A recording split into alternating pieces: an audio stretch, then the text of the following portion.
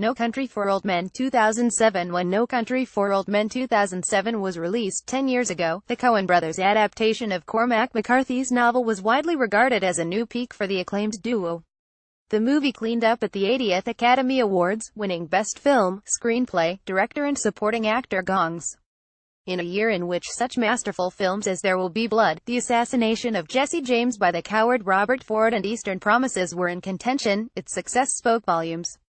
A neo-noir, modern western thriller, No Country for Old Men sees Llewellyn Moss, Josh Brolin, a welder and Vietnam veteran, stumble upon a drug deal gone wrong, very wrong, in the West Texas desert. After finding and stealing a suitcase containing $2 million, Moss finds himself being hunted down by a relentless, bull-haired killing machine called Anton Sugar Javier Bardem. Not merely content to recover the money and call it quits, Sugar takes perverse pleasure in terrifying or murdering almost everyone he encounters using a captive bolt pistol. As the lives of Moss and Sugar become inextricably linked, the Coens enrich this suspense-filled game of cat and mouse with a thoughtful exploration of the themes of fate and destiny. Joel and Ethan Coen on location for No Country for Old Men 2007 alongside Brolin and Bardem. There are memorable turns from Woody Harrelson, Kelly MacDonald and, particularly, Tommy Lee Jones. The latter's performance as wily old local sheriff Ed Tom Bell is delivered with a laconic, world-weariness that's captivating. Meanwhile, the drama is punctuated by ace cinematographer Roger Deakins' lingering wide-angle images of the sparse desert, serving as an almighty and epic backdrop to the violent chaos that ensues. A decade on, the majesty of No Country for Old Men is undimmed. Here are 5 films you might enjoy if you love the Coens' modern classic.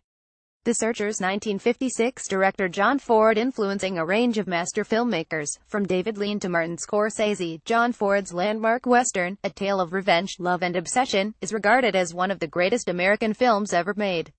John Wayne plays weary Civil War hero Ethan Edwards, who determinedly hunts for his niece through the desert southwest after she is abducted by Comanche. The portrayal of an epic search through the American landscape has been mirrored in great films from Taxi Driver 1976 to Paris, Texas 1984, and the pioneer stories of both Ford and his contemporary Anthony Mann were surely a key inspiration on the Coens' neo-western. Touch of Evil 1958. Director Orson Welles' A Tale of Nefarious Bordertown Crime and Corruption that should appeal to fans of the Coens' movie. Touch of Evil features Orson Welles as a crooked cop and Charlton Heston and Janet Leigh as the newlyweds who get caught up in his shady world. While regarded now as a masterpiece of film noir, Welles' movie was a box office failure and would turn out to be the last film he ever got to make in Hollywood. It remains legendary for its opening 3-minute tracking shot which ends with a bomb going off. Equally thrilling, though, is the scene in which Leia's character is menaced in her Mexican motel. It foreshadows the terrifying nighttime sequence in No Country for Old Men in which Sugar turns up at the hotel where Moss is hiding out.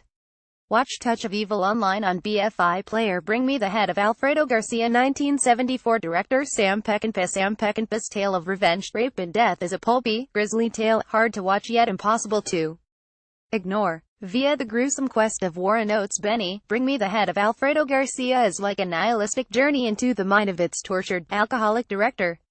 As Benny and girlfriend Elita go searching for the corpse of a certain Alfredo Garcia, they hope to claim the $1 million reward from a Mexican baron who wants Garcia's head for deflowering his daughter. This morbid bounty hunt encounters mayhem and murder at every turn. The Terminator 1984. Director James Cameron. Though the comparison may not be obvious, James Cameron's punk sci-fi classic and the Coens' thriller do share similarities.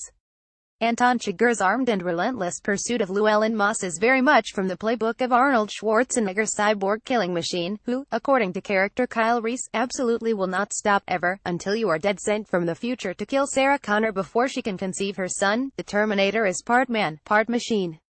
Cameron's film was made on a modest budget but proved a box office smash, wowing audiences with its thrilling action set pieces.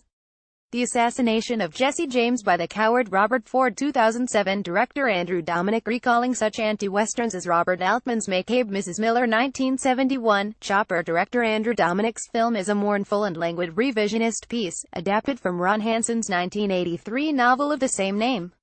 Unfolding on the windswept, snowy plains of Missouri, it tells the tale of the death of legendary outlaw and gunslinger Jesse James Brad Pitt at the hands of fellow gang member Robert Ford. Casey Affleck. Linking the film with No Country for Old Men is director of photography Roger Deakins. Along with a lilting, sorrowful Nick Cave and Warren Ellis soundtrack, Deacon's palette of browns and yellows lends the film a somber, melancholic quality that's both bleak and magnetic.